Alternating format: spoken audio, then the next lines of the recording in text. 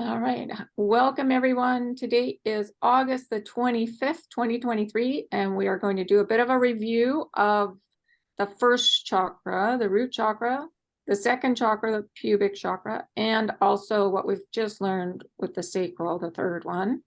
And so let's get started here.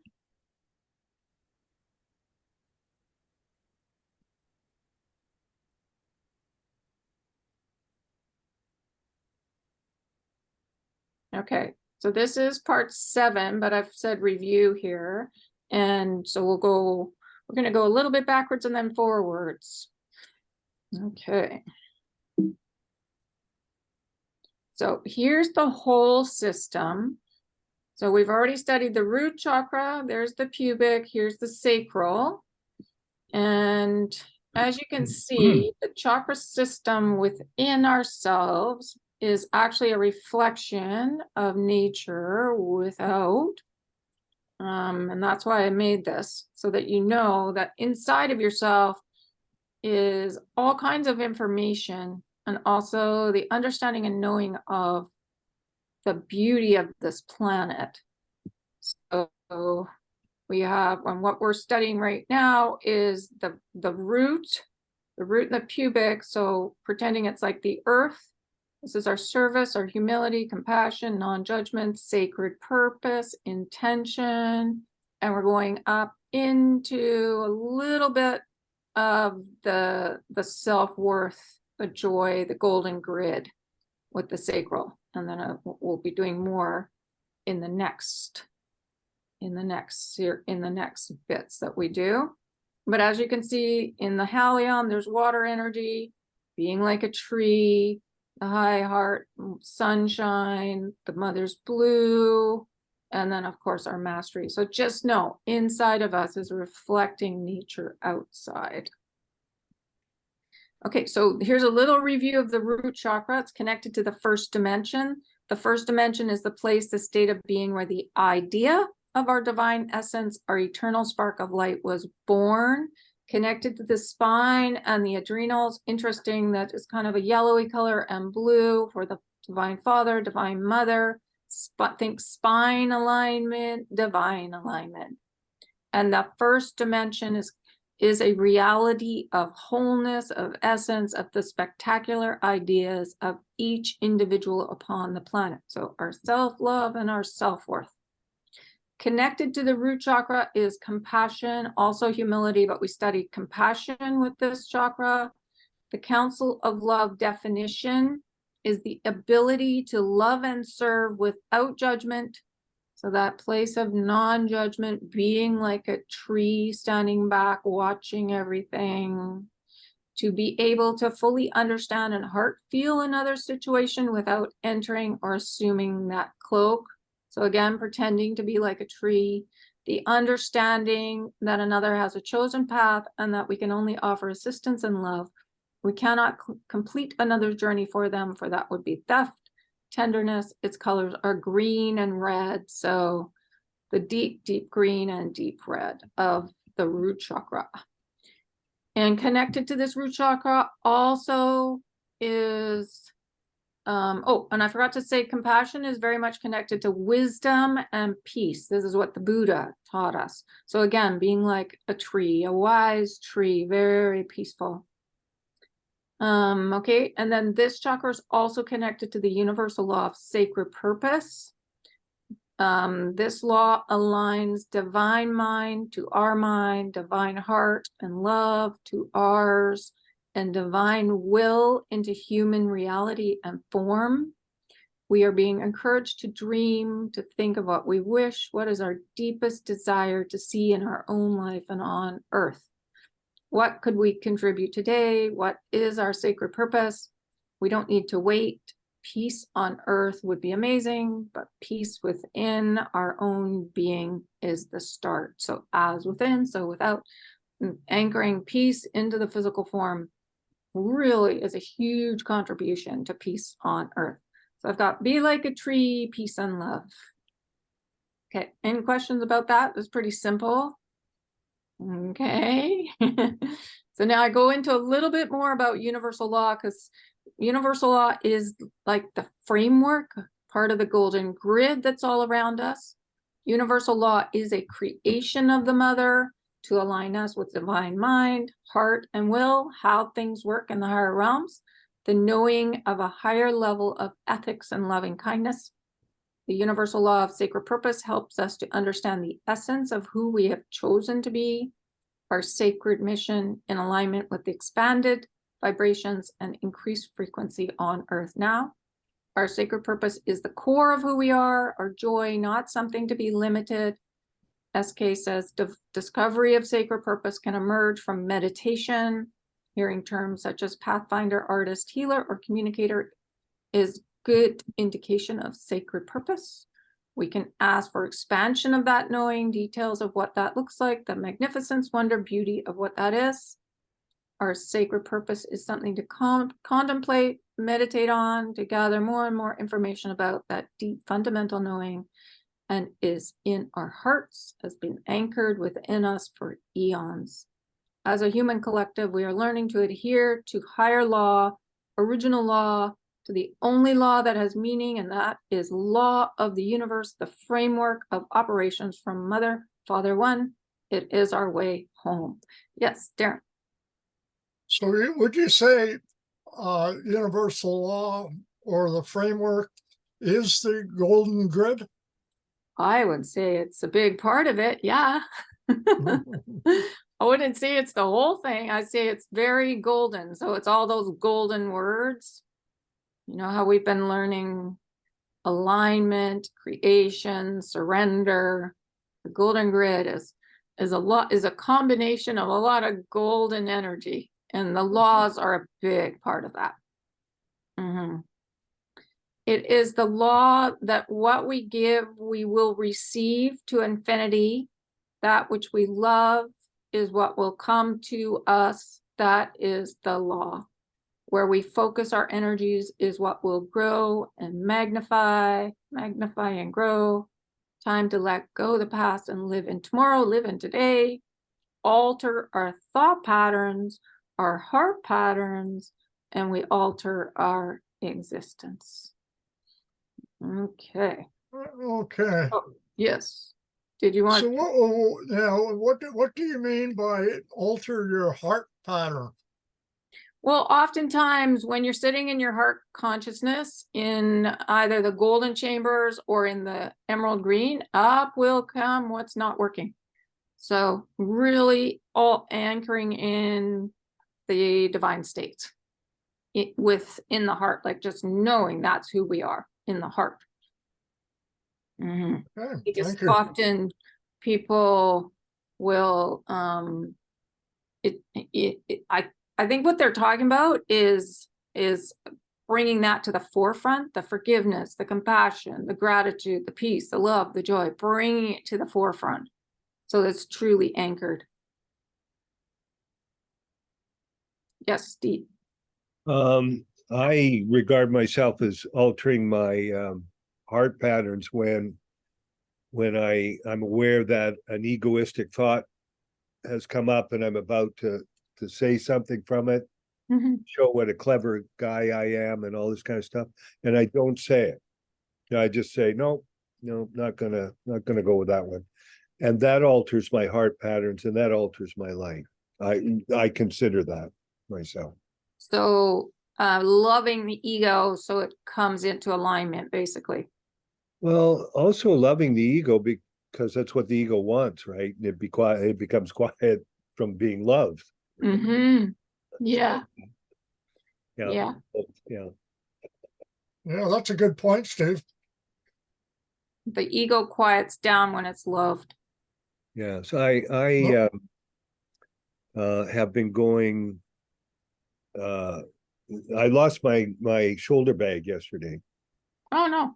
Yeah, and so I've been beating myself up and all this kind of stuff. There was nothing overly valuable in it, but it was a repeat of the computer thing 2 years ago. And one of the things I did was that my Big Steve, my higher self, the commander, arose, so to speak, and loved this little Steve that was having this problem, right?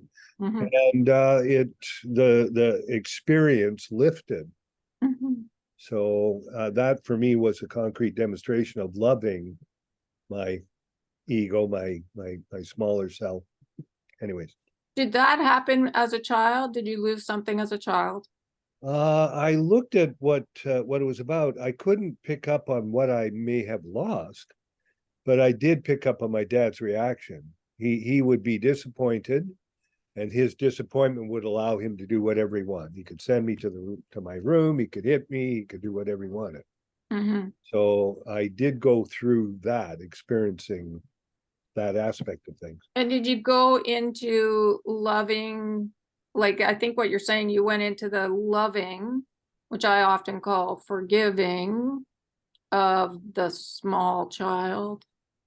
Well, no, what I'm talking about is actually bringing up the experience of love, like love, Yeah. bringing it up from my heart and sending it. Don't forget that it's me, right? Yeah, I know. Yeah. I'm sending it to my little Steve. Yeah. I'm really sending it myself, right? Yeah.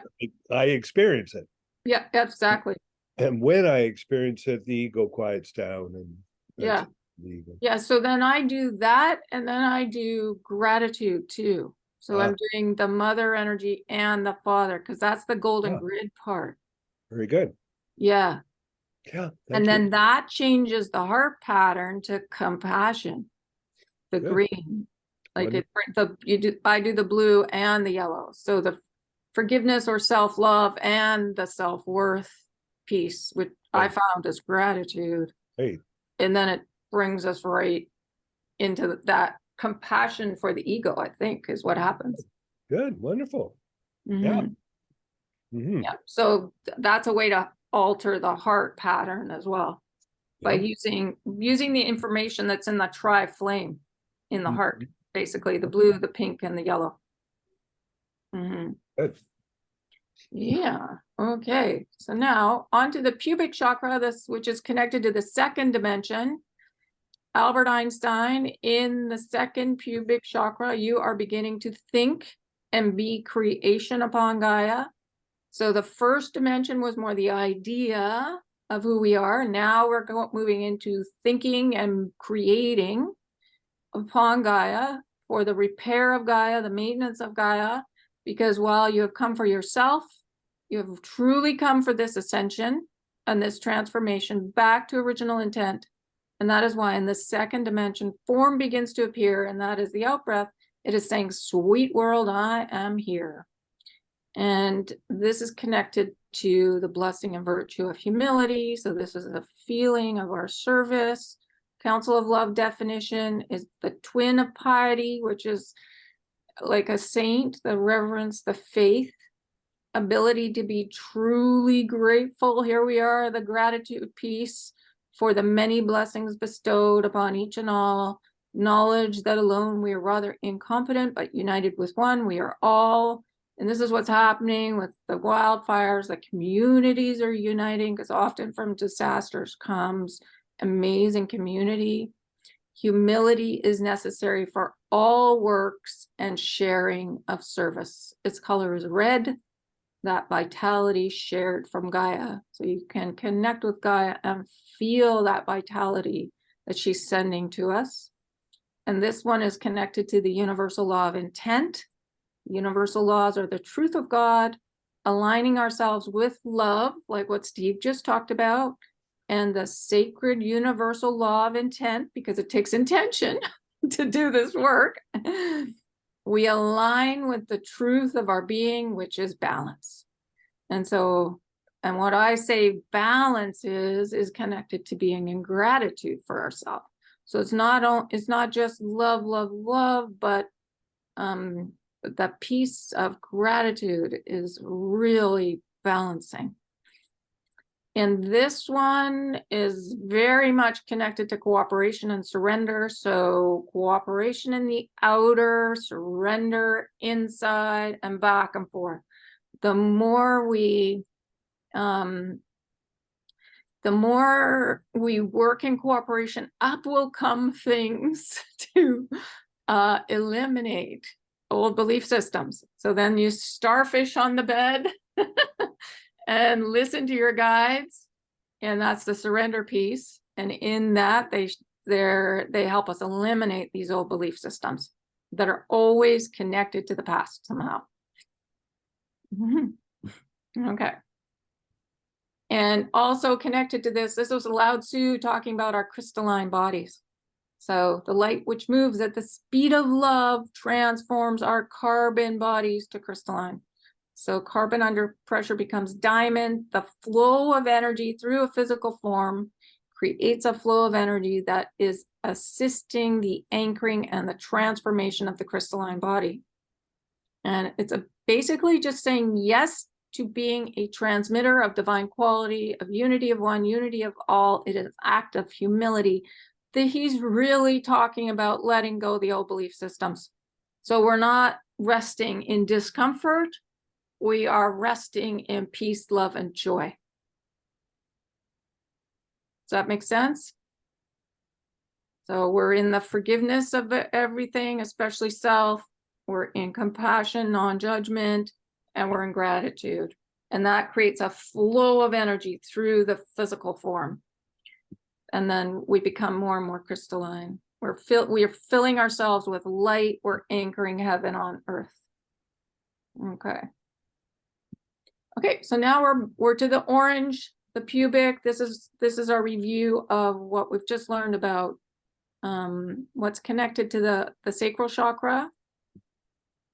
So it's very much connected. The organs are the ovaries and the testes, the female and the masculine, sex and sexuality, reproduction, relationships, creativity, and fortitude. And it was Jesus that taught us fortitude, and also the universal law of balance. Okay. So this is a chakra that is connected to our creativity.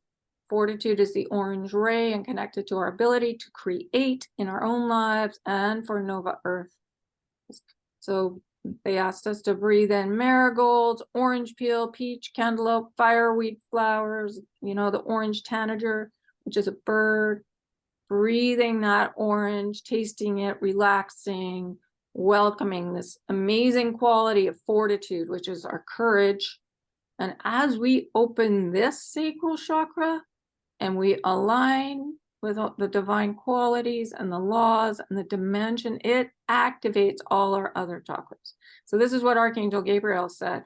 The more we anchor in our self-love and our self-worth, it opens us up to experiencing the higher realms, connected to third and lower dimensions, the divine states, and the universal laws. And gratitude is a really big piece. Gratitude to self and gratitude, blessing everyone on their journeys rather than judging, blessing them, because then it helps them come into divine alignment. Gratitude, I found gratitude is very much the golden grid. Okay. And then Albert said, the third dimension is defined by the quality of perception or experience of physicality. It has a unique quality of freedom of choice, and then all the numerically higher dimensions have the opportunity to exhibit in the third.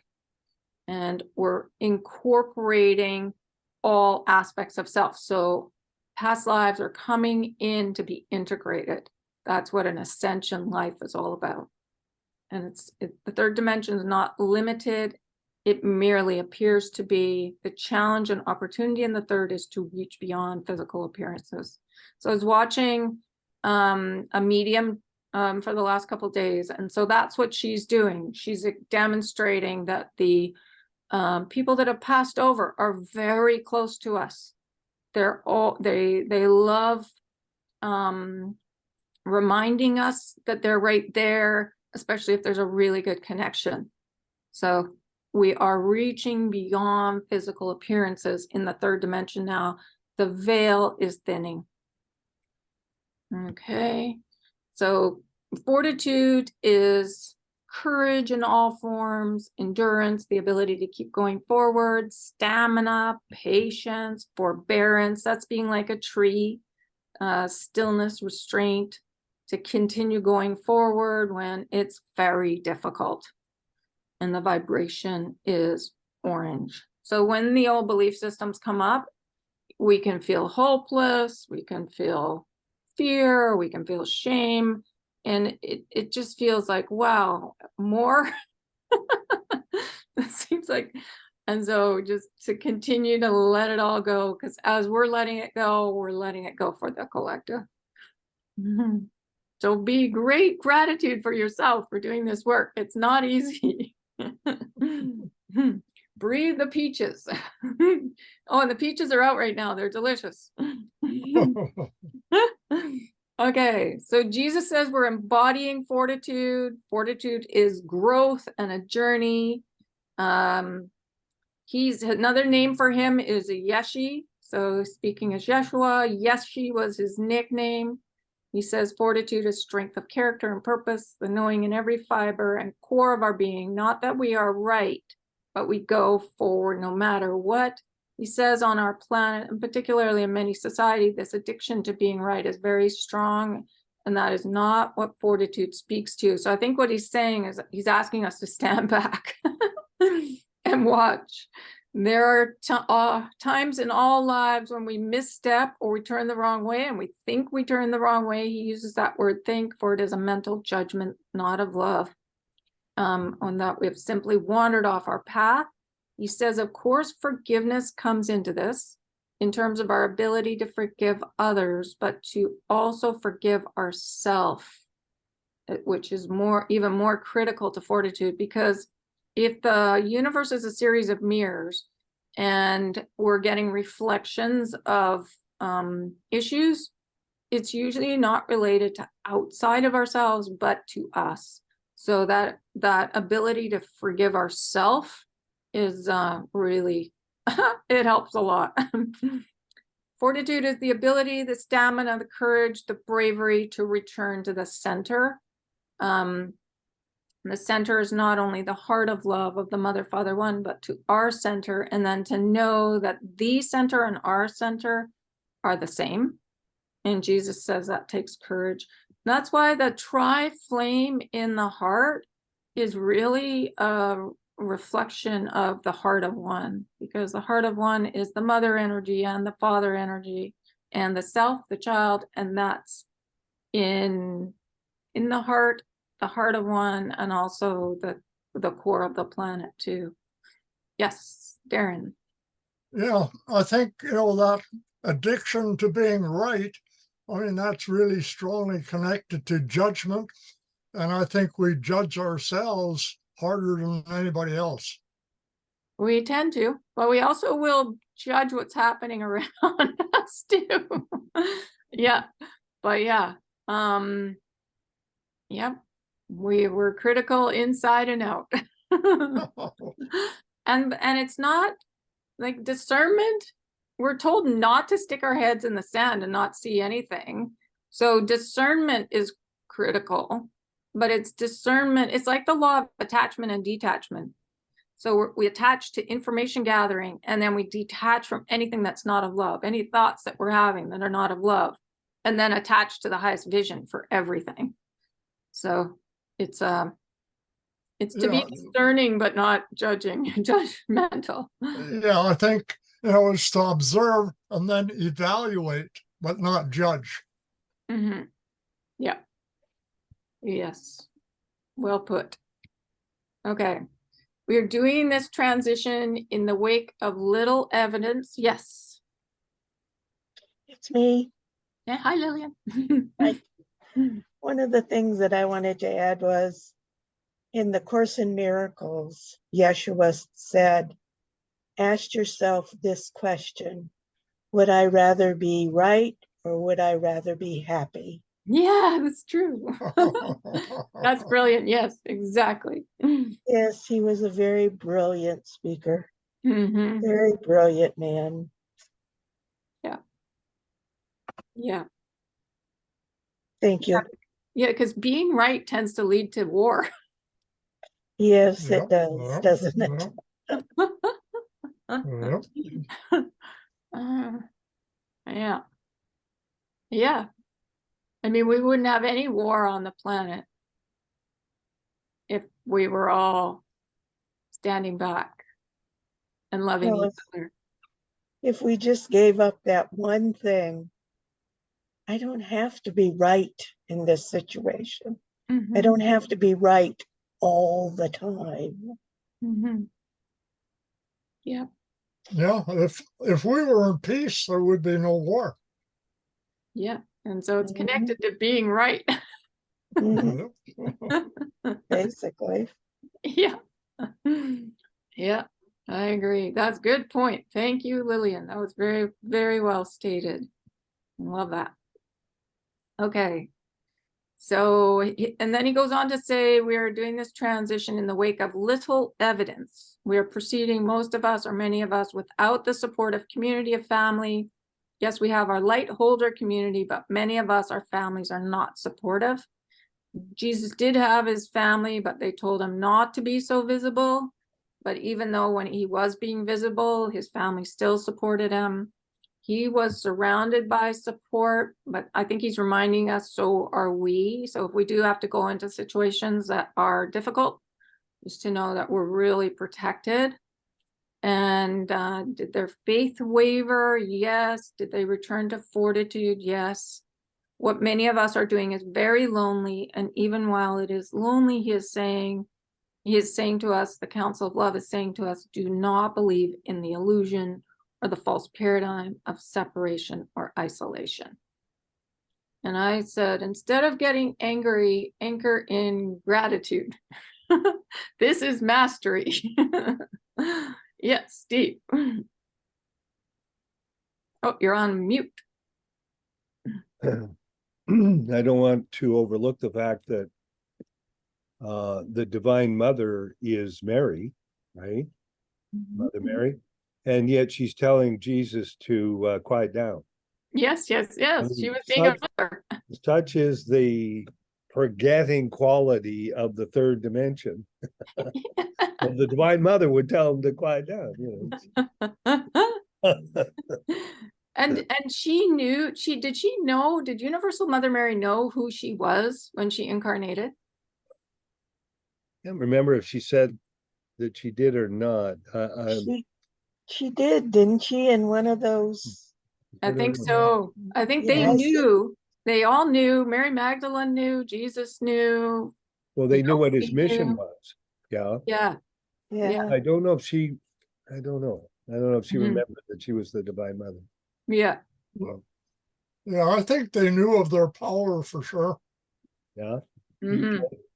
But I mean, even compassion is all about, standing back and observing and not judging. So, I mean, that's what we're here to do. But then he goes on to say he only had a certain amount of time to do his mission, and he really wanted to spread the word about love, and yet it was dangerous.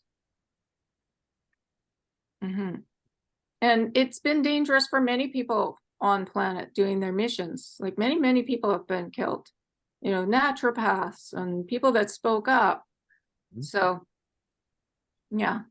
But I think with this type of information, like, I don't feel in danger, like talking about this type of information, whereas this is what Jesus had, he didn't fare so well spreading this kind of information 2,000 years ago. That was John the Baptist. He ended up on a plate. So yeah, those times. Yeah. So, and I know even the like our websites and, it's an interesting time to be alive. Apparently, we are being kept off the radar. Yeah, I get that sense. Yeah. Okay. So now he's talking about our internal guidance. We have a compass inside of us, again, golden, connected to the golden chambers. He calls it our intuition. When my guides talk to me about intuition, they said it's so much more than intuition, because it's literally our guides speaking to us, so that know that when you're in the heart and you're listening, we are being guided. But Jesus says it is balanced by faith and by trust, that the knowing of the shift to the fifth dimension. So this is the golden yellow he's talking about, and SK talks about it as well with the law of balance, is that sense of intuition growing stronger and stronger, more clear, that sense of knowing, not thinking, not guessing, magnified every day within each and every one of us.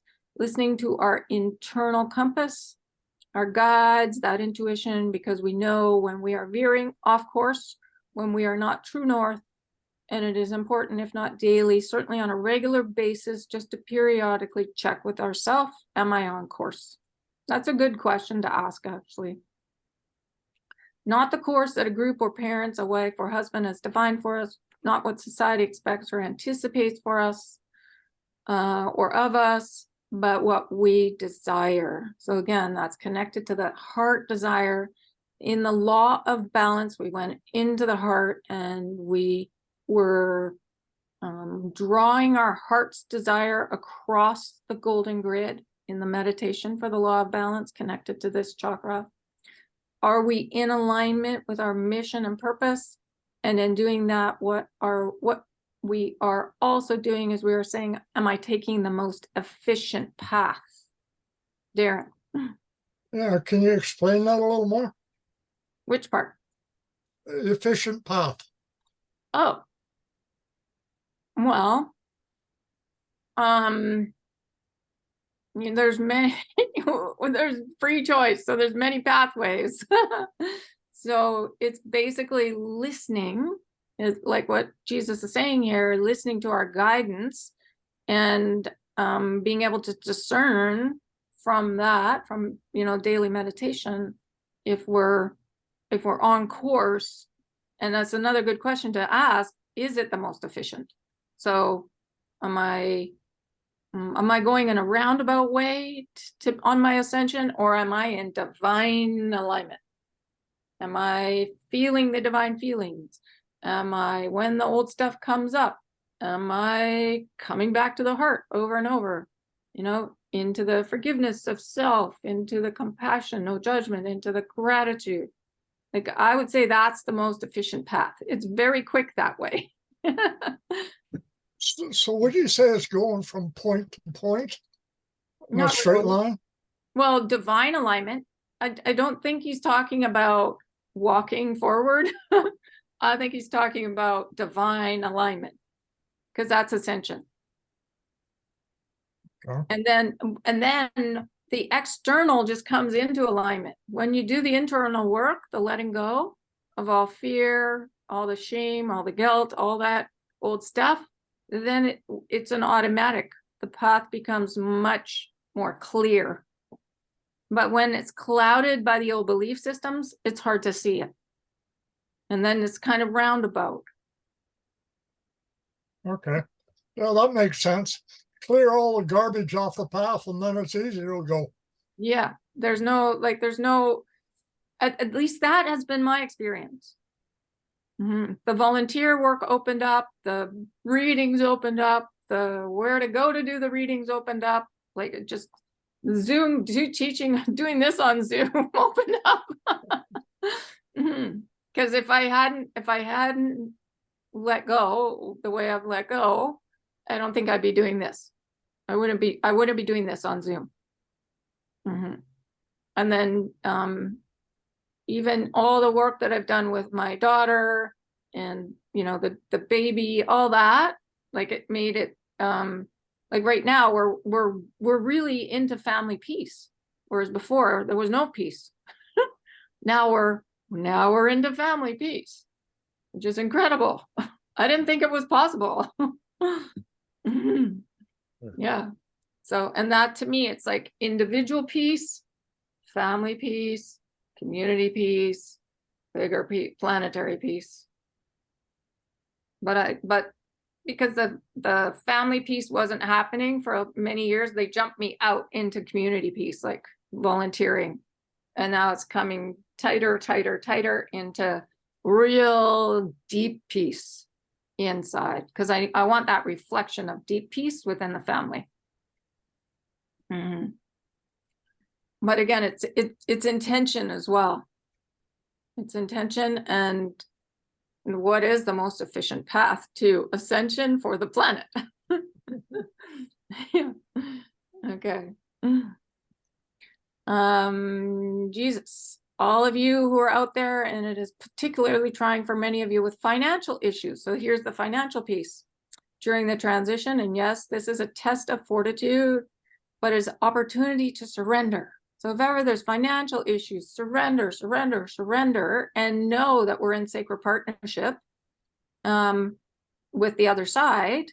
There are times when they will surrender to our will, support us, yes, but they're asking us to surrender because it's always connected to the past. He says there are times when it's equally important for you to surrender and allow us to work the miracles so they can help us let go the old, really insidious belief systems connected to financial issues, which are huge on this planet. When you are in the way, when you're constantly reclaiming whatever issue or whatever actions you think, and I use this word think, in the mental ego capacity, then you are interfering with the flow. And that's connected to our service to the mother energy and the balancing. So it does not mean not taking appropriate action, but there are moments, and there are many of them right now, when surrender is the action and the key. So let the worry, and worry always, when you ask what worry is, it goes back to broken trust. Somewhere with mom, dad, siblings, let that go. That's the forgiveness piece and the gratitude for learning what doesn't work. And they're saying, let that go. And then in comes the flow. So again, it's surrender. Starfish. Somebody said to me, oh, you're talking about starfish. And I'm like, yeah, starfish on the bed. And listen to your guides, because they know way better than we know what the financial issues are connected to. And it's always the past. And when we can be in forgiveness of the past and gratitude, we fall into being like a tree, the non-judgment, and in can come the flow to create the crystalline body, the light. In comes the light. Okay, now we're on to the law of balance. So this is Sanat Kumara. And of course, all of this information comes through Linda Dillon, channel for the Council of Love. So Albert Einstein was explaining the dimensions, and then we got various people.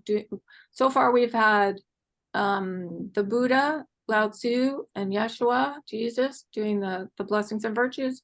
And Sanat Kumara has explained sacred purpose, intention, and now the law of balance. And he says, welcome to this time, not only of the study of the universal law, for it is my joy to be your teacher and your guide, but what we're also undertaking with each of thee is the practical. And that is why we've done this exercise today. So he's talking about pulling our heart's desire across the golden grid from the golden chambers in behind the heart. It is a time, my friends, of fruition and of bringing into your life, your world, your reality, which is a fifth dimensional reality. So Jesus talked about this fifth dimensional reality. And now SK is not only the understanding of how the law works, but the practicality of how you work with it in order to create, in order to bring forth, yes, what your heart desires, but also Nova Earth, Nova Human, New You, the beauty of each of you. And beauty is all about being in harmony with the good, the bad, and the ugly. And that fifth dimension, reality, is connected to managing change. So the more, what I found with the gold is the more we're in gratitude for the past, everything we've gone through, and of course, forgiveness, it's easier to be in the flow of everything. And he says, if you are not simply a fragment of who you are above, and we don't know how many times we will have to say this, but we will say it until it's firmly anchored within your knowing conscious self.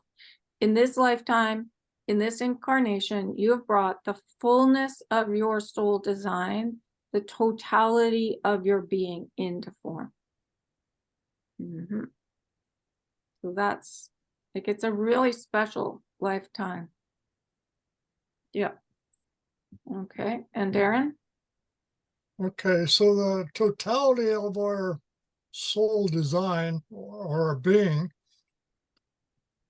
is that sort of within our soul, I guess? Because it's obviously not physical right now. Yes, it is. Well, I can't walk on water. Well, that's okay. But it's just us knowing that, you know, we are our angelic form in form. Everybody is divine. And the more we really, really, really anchor that in, that's our universal self, then it, you know, everything that this ascension is about will unfold. So if you really want to walk on water, just keep asking to walk on water because it's coming slowly but surely. Yeah, it's very magical here. Yes, Ken or Lillian. Wanting to see proof what is happening out there so that you can give up the idea, or you so it'll make it easier for you to understand. Is that part of what's going on with you? Can you repeat that? Maybe just move closer to the computer because I haven't heard. Oh, okay. How's that? Is that better? Yeah. Yeah. Can you hear me? Okay. What I was saying is, it seems like you wanted some proof of this so it would make it easier for you to see yourself as angelic. Is that true? Darren, is that what you were wanting? Proof? Well, I would like to be able to manifest the divine qualities or divine powers in my physical body right now. Such as what?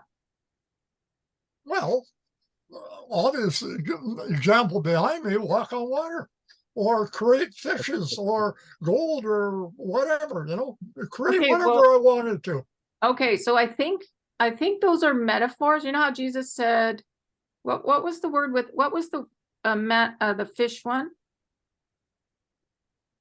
What do you mean? What was the fish one? There's a statement about fishes.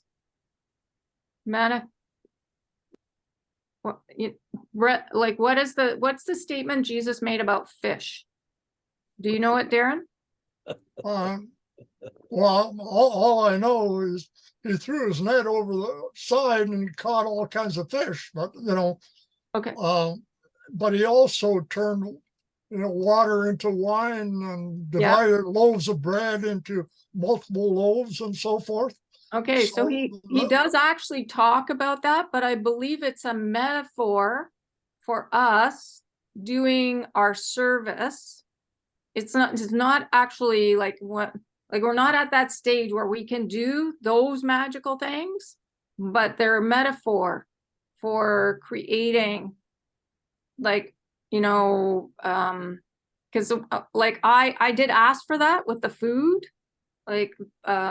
multiplying fishes. And what happened was I was put in a position to feed a lady in my building. Okay. Yeah, I think what really helped me is when you said we need to unfold so we can be manifest, in our full form, say like a rose, that hasn't opened up yet. Yes. And we just need to blossom into our full bloom. Yes, and to know that's who we truly are. It's a real anchoring of knowing we are heaven on earth. So, and in some of my readings, things that I could do in other lifetimes were told to me. So if I could do them in other lifetimes, then eventually I should be able to do them in this lifetime as well. Well, I like that. Yeah, so just know, like, it's very magical here. I mean, I've told you I had kids in the reading room and adults that see the fairies, and I've explained them in great detail. So things are not as they seem, and just keep realizing it's very magical. Miracles happen. And that we're going to be getting into that in the next chakra, the umbilical, in the fourth dimension, because that's the understanding of the magic here. So, Okay. yeah. I can't wait. Yeah, yeah. And Ken, did you want to say something else? I want to say something. Oh, good. Lillian, yes. There was a article on Golden Age Gaia today by Lord Melchizedek. Oh, I love him. He had an article saying that you needed to, I don't know, you have to read it. I don't know. Did you read it, Darren? No, I never got to that one today, but I'll read it. Yeah, for sure. You need to read it, because one of the things is that you need to keep, if you want to awaken these powers, these whatever you want to awaken in yourself, you need to decide what it is that you want to awaken, whatever That is. something that you want to have. You need to decide what it is, and then you want to tell yourself that that's what you want to do, and you want to go around and, you know, say awaken, awaken, awaken, awaken. Mm-hmm. I mean, that's basically what you want to tell yourself. That's what you want to do. Yep. And so that's connected to this law that your heart desires, which was the meditation for this law, where we pulled it across the grid and it was connected to the kitten.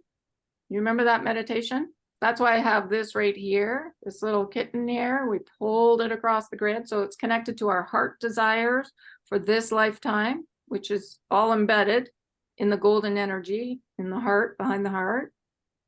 And yeah, intention. So like Lillian said, really anchoring it in it's almost like a mantra. So you're changing the thought pattern and the heart patterns, and the heart patterns connected to your heart desires as well. For this time. So if it's your sacred purpose, you'll know because it's a heart desire.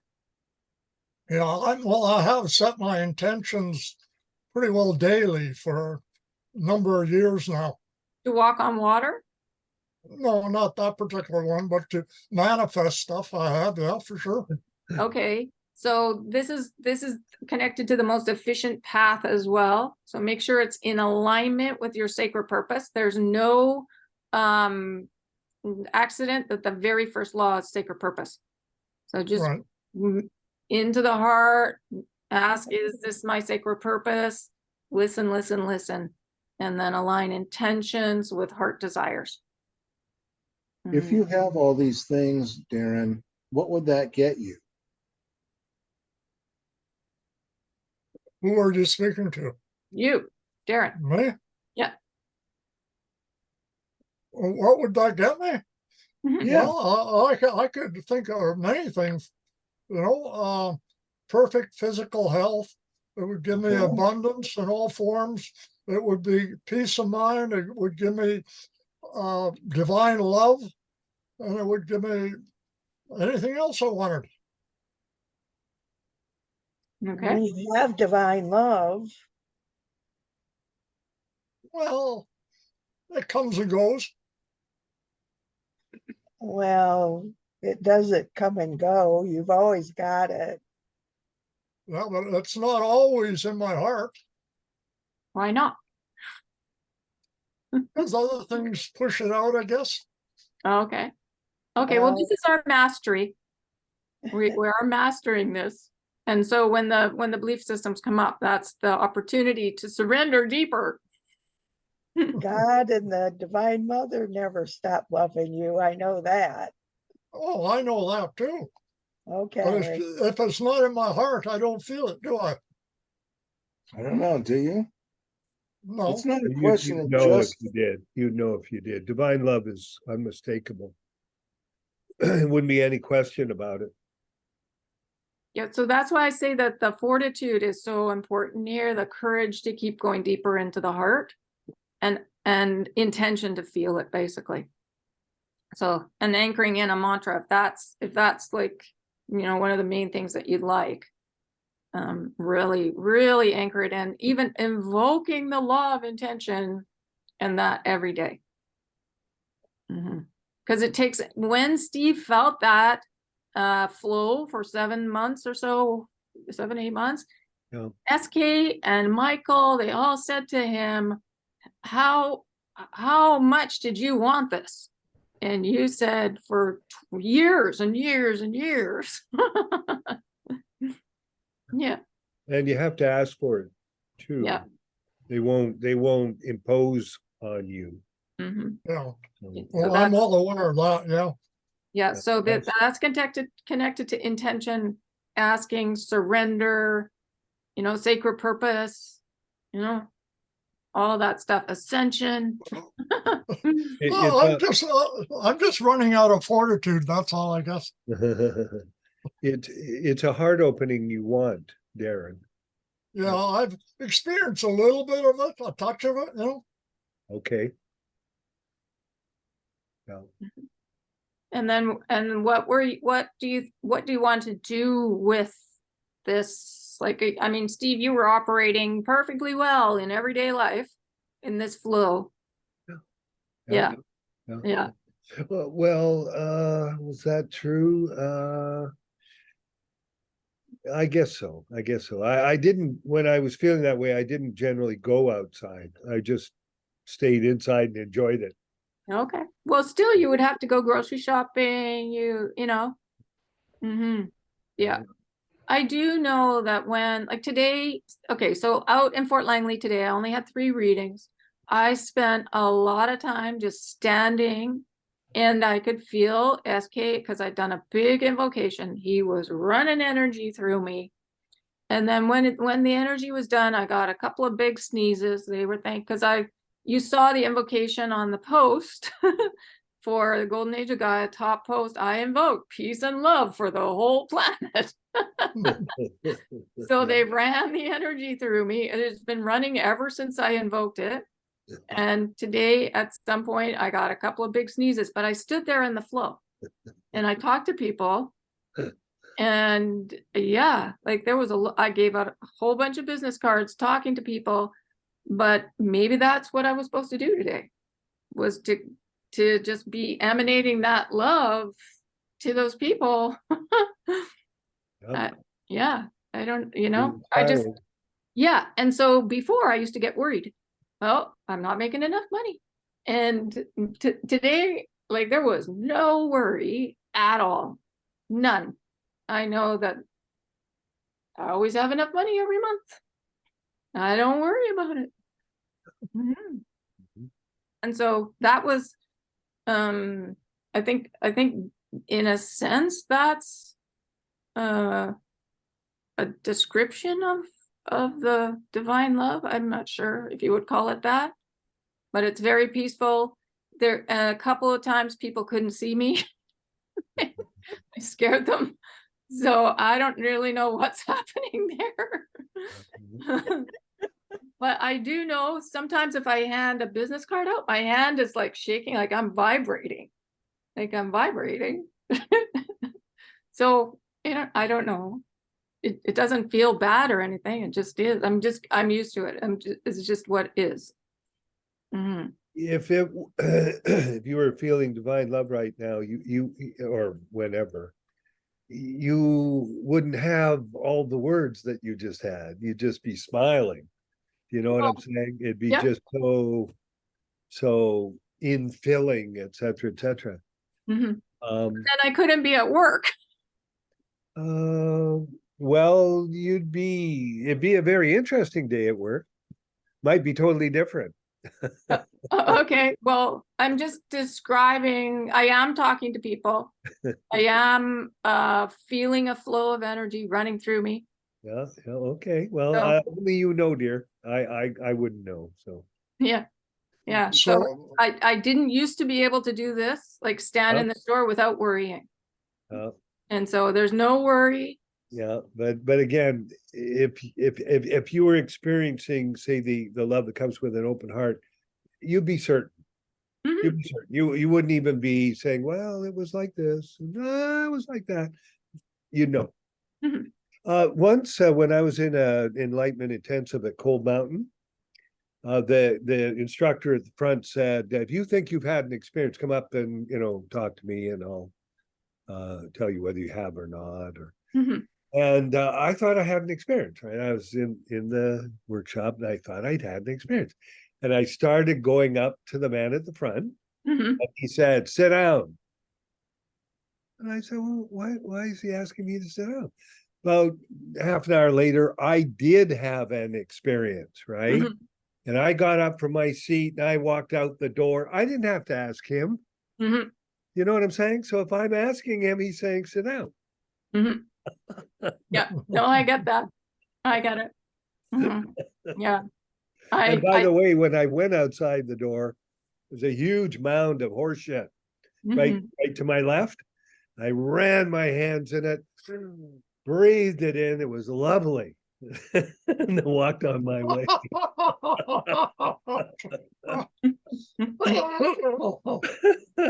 So, anyways, I didn't have to ask. Mhm. Yeah, you just know. I knew. Well, the state was about manure. What? This divine space. Yeah, that's right. How I Became a Manure Expert by Steve Beckham.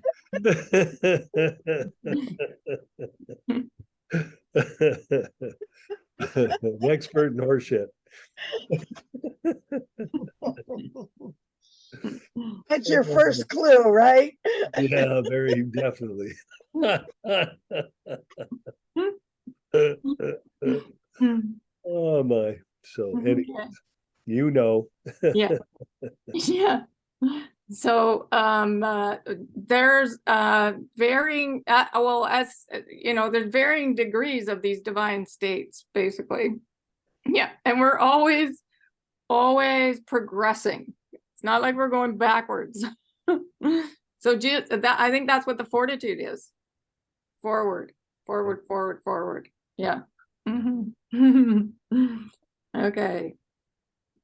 Okay, and now SK wants us to be very clear about this. We never left the spark of our divinity at home. That is not possible. So whether it is you, my beautiful light worker circles, my love holders, you have never left your spark of divinity, of oneness at home, and neither has anyone else. Even if they're behaving and lost in the darkness and behaving in atrocious ways, it does not matter. Their spark of divinity is still within them and always has been. I think what they're reminding us of is to keep encouraging everyone to come into the middle, create that family peace, that internal peace within, and extending it out to family and friends, and even the ones that we're seeing, as he said, lost in the darkness and behaving in atrocious ways, keep sending the compassion. Yeah, so easier said than done. And then Archangel Michael, right now, the full presence of your angelic form, both recent and original, is anchored, fully present within and around your human form. So it's just keep remembering that we're all divine, we're all born angelic, and our angelic presence is it's all around. You can even ask for greater feeling of the divine presence. So universal self or angelic presence. You can feel it come down and anchor around you. That's how I know.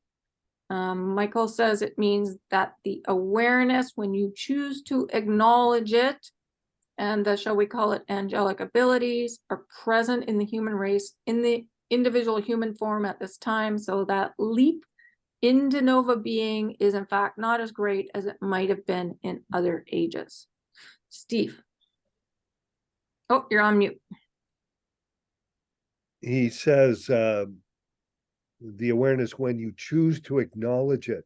Absolutely. If bliss comes, a little wisp of bliss comes into my field of experience, I have to acknowledge it. I have to say, that's bliss, before it goes like this and opens up, right?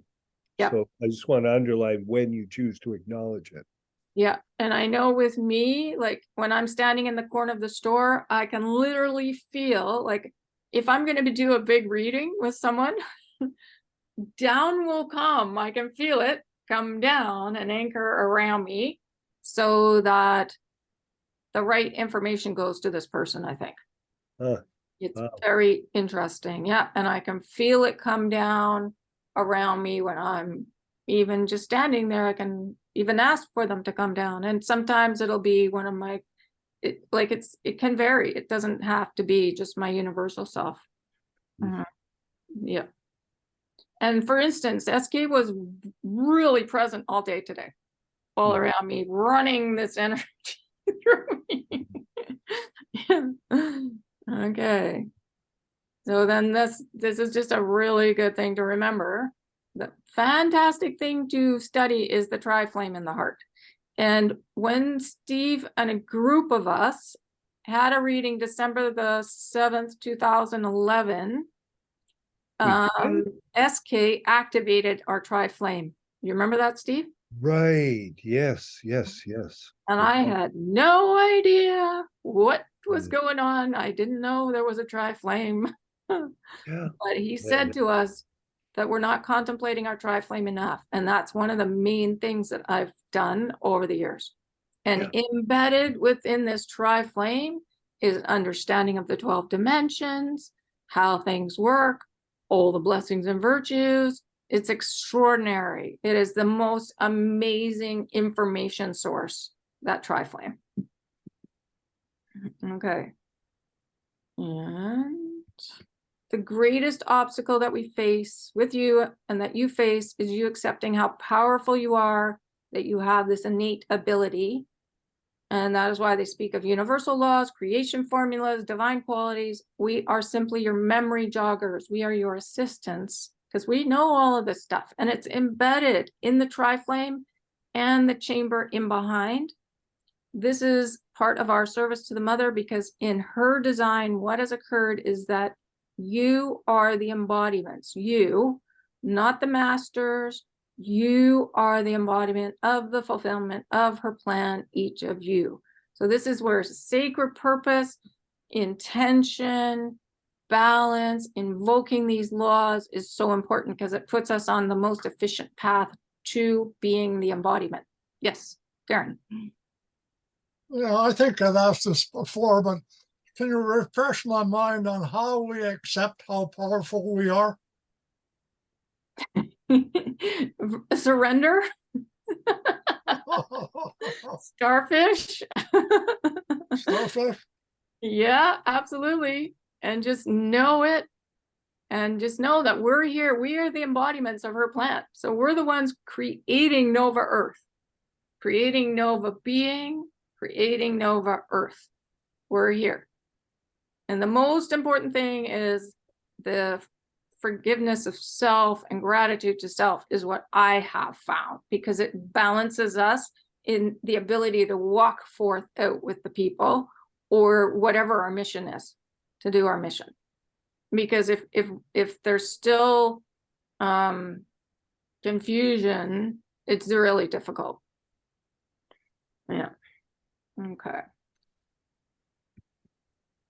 Now, this is not meant to send you in a tailspin or put a mantle of such responsibility upon your shoulders that you feel that you are overburdened. Yes.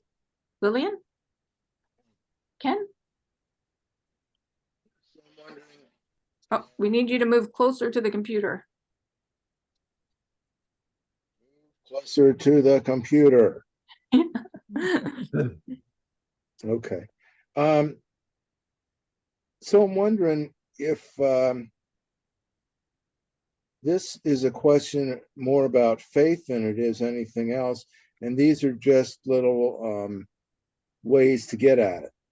Yeah, exactly. Yeah. Okay. Faith in self. Yep. This is the dance where you say, I am doing what my heart desires. So this is how important it is to get to our real heart desires. Not the things that just kind of come up, but go deeper, surrender, go into the golden chambers and ask, what are my heart desires? How I am led, because this is in direct alignment with who I am above and right here and now. And if there's any variation, I will correct it. And he asks us to stop doubting ourselves. We do not spend a great deal of time working with universal law, but what I'm asking of you, particularly this law of above and below, within and without, invoke it, because it brings forth that alignment, and it begins to bring it forth in tangible reality.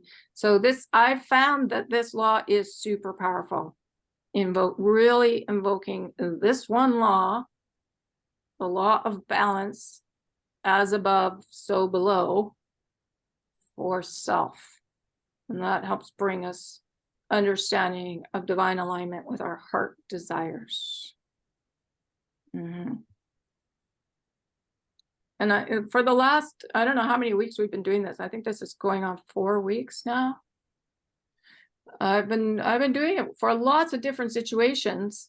And what it's done most powerfully is bring the whole situation around JoJo to family peace. So we're not dealing with cops, we're not dealing with lawyers, we're dealing with each other communicating.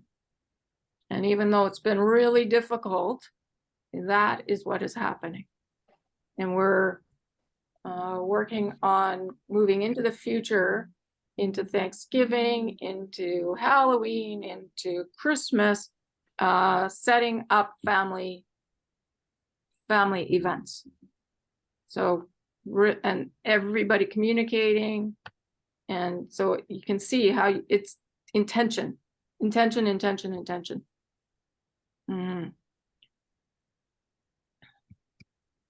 And this is Commander Ashira asking us to use the law of balance, because he says there's no pain, there's no deterioration, there's no aging, there's no suffering like there is on Earth.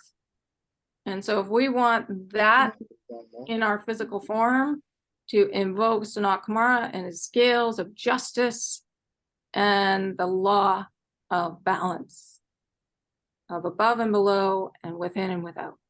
And this is our commander of UFOG telling us to use this law. And you can use it for the wildfires, you can use it for any situation. And then he says to invoke the law of change and be specific. There you go, Darren. Be specific about how much time you want it to take. He says change does not need to be an elongated process. Change can occur and you be specific in the blink of an eye. Hey, I like that.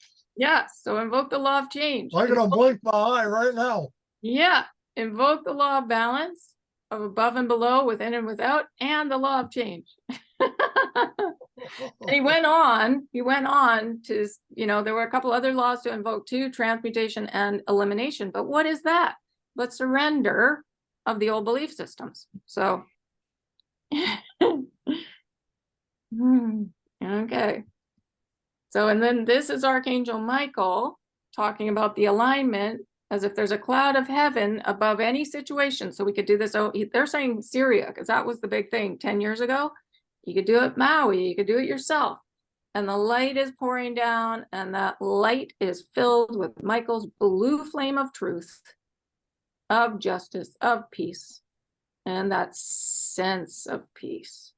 So peace is a really big one, and that's the forgiveness piece. When you become outraged at atrocity, and you're correct, it is outrageous, but when you join in that energy of drama, then you're contributing to it. So you need to align with the divine qualities and divine law, and that way do not underestimate your strength. Collectively, you have the power to stop these factions fighting in the very moment. You send the energy of peace and you hold that vision, and you do not tolerate or engage in any other vision. That's pretty much what I've been doing around JoJo. Peace, peace, peace, peace, peace. Come on, no more fighting. And I literally said that too. Stop it. So it is possible. Yeah. Okay, any questions around that one?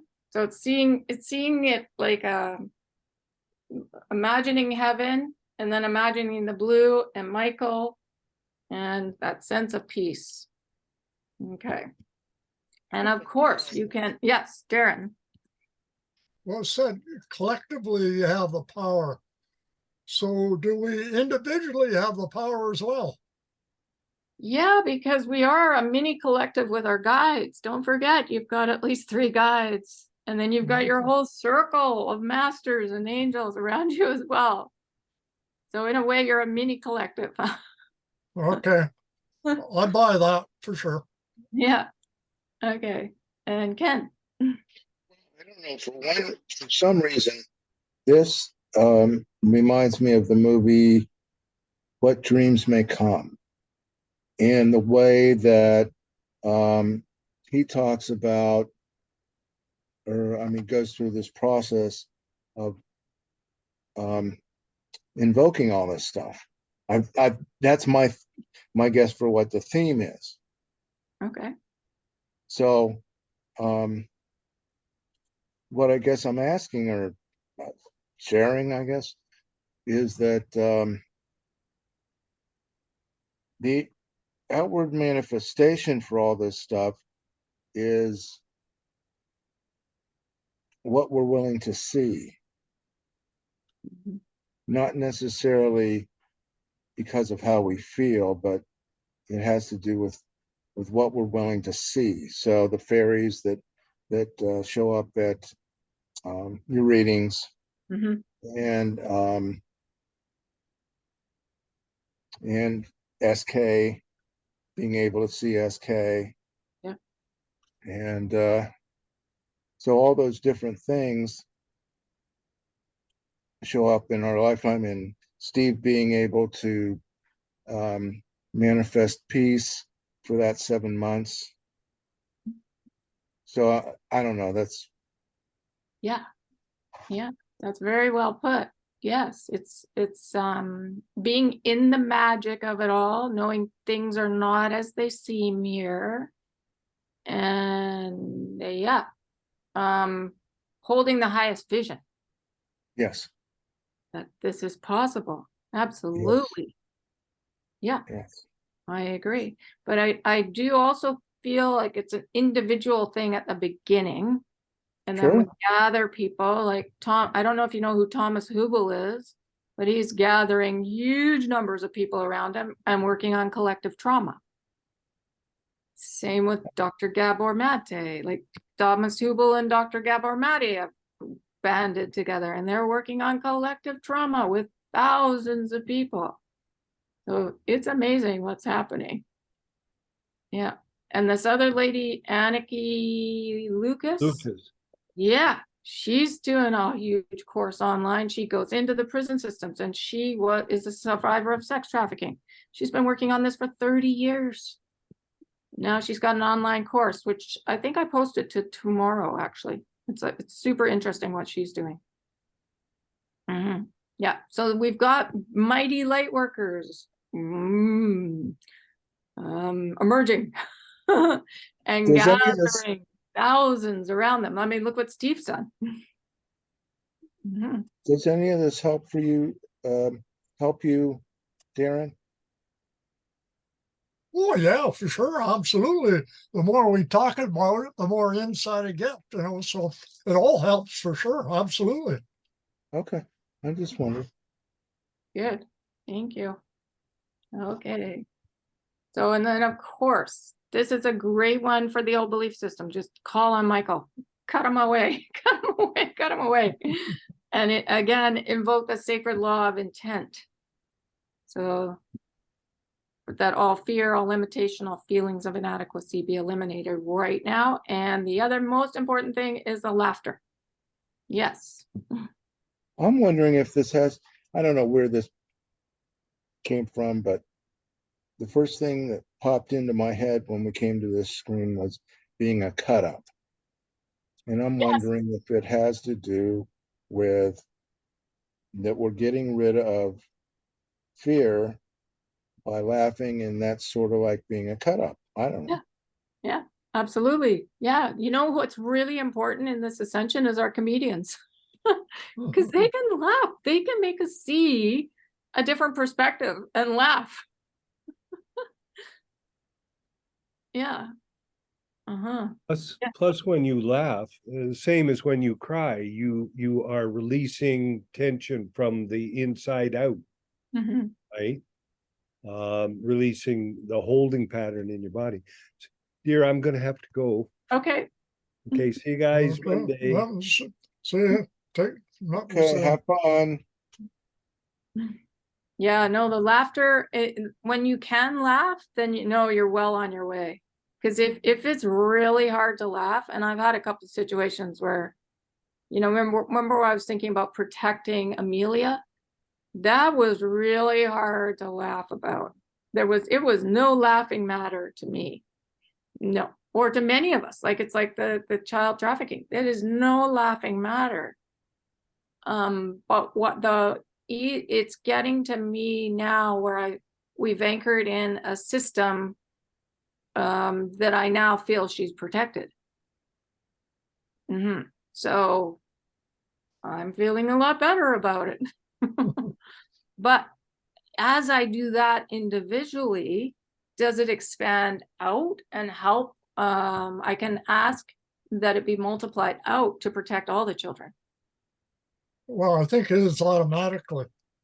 Yeah, but to be conscious too and say, okay, I'd like to multiply this out to all the children that are being sex trafficked. I think it's the conscious awareness too, to say that. Yeah, right. It's an automatic, but I think it's also very good to actually say it. Yeah, I think that adds power to it for sure. Mm-hmm. So you can see how powerful we are. That's power when you feel that you're in that position where you're working in an individual family matter, and yet and asking for it to be multiplied. Yeah, and it affects all of humanity. And it's not, I don't feel like it's bragging or anything. It's just what I've been working on and what has been presented to me, and facing into it and not being afraid of it. But I mean, Yeah. it has not been easy at all. No, I mean, that's the way it works in the universe. I mean, that's a part of how it works, so yeah, you don't take it personally at all. No, it's been presented. So this is what I knew that when my daughter said, that she was pregnant and all that, I was very worried because I know what I've been through. I did not want her to recreate what I've been through. Yeah. She hasn't, has she? What's that? And she has not, has she? She No. hasn't created. No. I stayed right beside her so she wouldn't. I believe it would have if I wasn't right beside her, because you feel powerless. I felt powerless for 23 years. I was in a very similar situation 23 years. And I was like, this is not going to happen to her. And so we've recreated something different and something that is, for right now, we can see it working for right now. And I'm sure it's going to have to be modified as we go along, but for right now. I want to say that I go back to absurdity and disbelief in what we're being shown, or what we're seeing on Earth is not what's happening. So I think it's the absurdity of the whole thing that makes me want to start laughing. Oh, it's ridiculous. And it's all human created. from the belief systems. Yeah. Oh, I've spent days laughing. They've showed me things and I'm like just in peals of laughter going, oh my goodness, this is so unbelievable. But then there's the other piece where there are people really suffering too, and children really suffering. So yeah. But I'm here to see it all. I want to see all this suffering stop. So these understandings of the laws and just invoking it and then cleaning up everything inside of ourselves, it doesn't take that many people understanding this. Yeah. Mm-hmm. Yeah, I think that's right, and by doing that work, you are helping everyone. So, And so are you. And so are you, Darren. You're doing an amazing job. I'm talking of us as a group here. Yeah. I wasn't talking personally, really. Okay, good. Yeah. Everyone in this group, it's it's amazing what is happening. Yeah. Yeah. Yeah, I agree. Like, look, even from 2 years ago, look at how much we now have retained. Way more than even a year ago. Yeah. Yeah. Yeah. Okay. But I agree with Ken, that when you look at things from a higher point of view, it is really ridiculous and really laughable, because here we are, just like I've been talking, that I don't feel that I have my full power. When I look at from my soul point of view, I am so powerful that none of this could touch me in any way. So that is ridiculous. That is absurd. That is laughable. Yeah. Yeah. Yeah. Yeah. But there's so many people that are in the midst of running away from wildfires or kids that are trafficked. So I just keep sending out, the more we send out that love, I think it helps with bringing these people that are still like in the control position and, creating things that are not of love to come into the middle. Yeah, well, they're forced out of the shadows, so then they are forced to change one way or another. Yeah, and that's what Sound of Freedom is doing, the movie, and us, even the fires, like us, so much information is coming out around the fires. I think the Maui fire is one of the biggest wake ups for America. Yeah, and Shoe Shop is a big one too, and Kelowna just as well, they're all wake up calls. Yeah, wake up, come on, we can do this. Yeah. So sometimes it's soul groups that sacrifice themselves, like back in 9/11 too. That was an opportunity for us to see what really happened. And then that information's coming out too. Yeah. And it has leaked out slowly over a long period of time. Yeah. Yeah. But I think in Yellowknife, it's largely, Native groups are impacted there as well, so they are a force in that area right now. Yep. I think we're going to see, hopefully, some good things come from all of this. Yeah. Well, we just have to hold that vision. That's all. And it will happen. And invoke the universal law of balance. As above, so below, as within, so without.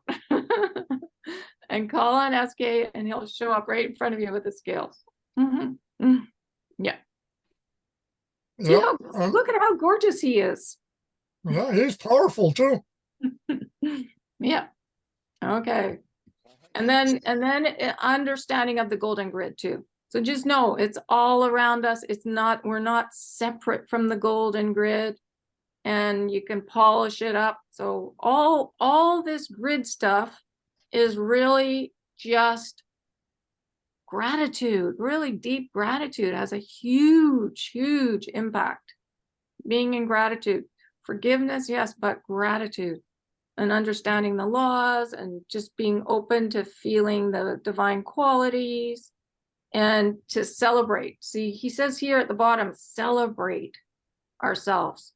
So I think that's a big part of it too. It's not ego. It's like being excited about what's going on here and to celebrate when you see something right, to really celebrate it. And just know that the reason we are connected is with the feelings, the forgiveness of everything, the compassion, the gratitude, the peace, love, and joy, and then understanding the framework of the laws. And Yeah, I think it's so important to polish up that golden grid, because that's been a little tarnished over the years. So I think we need to polish it up by, like you say, understanding the laws and evoking the laws and showing gratitude. yes, for everything, for Gaia, for fellow humans, even if they're acting out of alignment, they played their role. Remember how Lao Tzu said you can't have the hero without the villain? Right? So there's beings here that are playing the villain so that we can get into alignment. Mm-hmm. Well, I'm hoping to, well, I am playing a role of the hero, I guess. Yeah, or just see yourself as in the middle. Not neither. Not the hero, not the villain, in the middle, because we're coming out of the dichotomy of positive and negative, villain and hero. We're coming out of it. We're coming into the middle, where there's just peace, love, and joy. Well, that balance again, it comes out, doesn't it? Yeah, but think of it as a tri-flame: gratitude, compassion, forgiveness, peace, love, joy. Like it's all embedded in the tri-flame. And remembering our reality, which is fifth dimensional. So fifth dimensional is power. It's managing change, basically. Yeah, that's why I guess they say that when you think of the triflame, you are thinking with your heart. Mm-hmm. Yeah, the heart. This triflame is a bigger brain than the brain. It's way bigger. Like a horse has a huge heart, and our heart is big too, but it's because of what's embedded in there. All the divine qualities, the dimensions, the laws, how things work. It's all embedded in the heart, but we're not really embedded in the mind. So the more we're in the heart, it helps the mind align, both sides. Mm-hmm. So that we're thinking heart consciousness with our mind. Yeah, we got it backwards. Yeah. We need to think with our heart and observe with our minds and evaluate with our mind. Yeah. Yeah, or even evaluate with the heart, don't you think? Discern with the heart, because then we're going to be discerning in forgiveness and compassion and gratitude. Yeah, well, you evaluate with your mind, and then you come to your realization, I guess, with your heart. Yeah, but even just practicing dropping into your heart all the time, like right out of the mind. Yeah. Then the mind will align with the heart. So it's well, you can't. You still have to use your mind. You can't put it away. It's in alignment, though. It's come into alignment. So there's no old belief systems. There's no judgment. No, that's right. If you're coming from the heart, it won't have any old beliefs. No. It's in alignment with gratitude, basically. I think that's that golden energy, the laws, the gold is amazing, because look at all the golden words. So many golden words. There's blue words, but then I put them all kind of in alignment here. So it's divine father, sunlight, acceptance, surrender, discernment, willingness, creation, self-worth, alignment, reality, stretch, knowing, balance, warmth, protection, gratitude, fortitude. Like there's so many golden words, and that's the golden grid. So when we're aligned with all that, it's amazing. We're golden. Yes, you are golden. Yes. Okay. And just knowing it goes all the way out into all the fields. So this is the only reason I've got this, is just to let us know how many different fields are all around us. And so you can kind of see it here. It's hard to put it in a two-dimensional way, but just know the fields are big, the gold is all around us. and invoking the laws, then we are traveling, on the golden grid. And we're pulling our heart's desires to us along the golden grid. The more we are in gratitude for self and others. Mhm. Okay, so that's it. Are there any questions about the golden grid or anything that we've talked about? Good questions and comments tonight. Mhm. Okay. All right. So, is everyone okay doing? Oh, we went way over. Do you still want to do like a few minutes of sending energy? Or is it too late? I'm good, but Even 10 minutes of sending? No? Yes? Did you say yes? Let's do 10 minutes. 10 minutes? Okay. All right.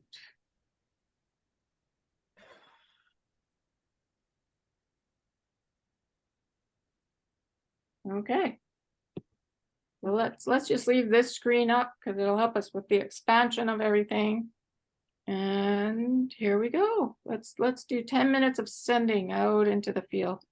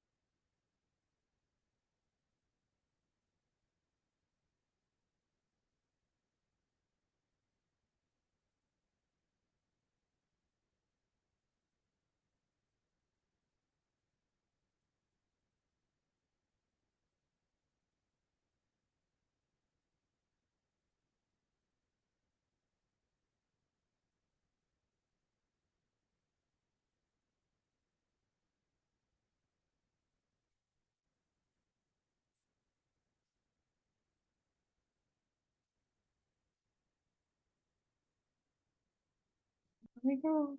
That's 10 minutes. Okay. All right. That was good. Okay, so there's one more thing. In the next week, it's going to be the law of change with the Divine Mother. Yes. So SK says, slide upon your golden grid and call me, for I'm with you always. Go in peace, my beloved ones. Yes, so next week, we're going to have Universal Mother Mary, the Divine Mother, with the law of change. That's going to be exciting. So we're going to have lots of opportunity to, as I come out of this, where am I here? There. To be talking to the Divine Mother. It's very exciting. And Just can't believe how much these this series of trainings or teachings is different. Just how much different it is than the first set. Yeah, I agree. I know. Learning how to present them properly. Yeah, and also, Lillian, you're going to be really excited. Archangel Yophiel is going to explain about Yofi dust. Oh, good. Yes, in the blessing, Yay. exactly, in the blessing and virtue of awe. So it's going to be a double whammy. We got Yofi and the Divine Mother. So it's like when they were in form, because Yofi was her husband when Universal Mother Mary was Mother Mary and mother to Jesus. I never even thought about that before, but that's the umbilical chakra in the fourth dimension, how magical it is here. Wow. Yeah, sounds great to me. Yeah. We're gonna learn all about it. And did Steve write us a message? There's chat here. Oh, I have to go. Okay. Yep. That's Steve. All right. Okay. Well, I'm just gonna say thank you to everybody that's watching this, and stay tuned for the next grouping of the umbilical chakra. And thank you very much. Okay, so I'm just gonna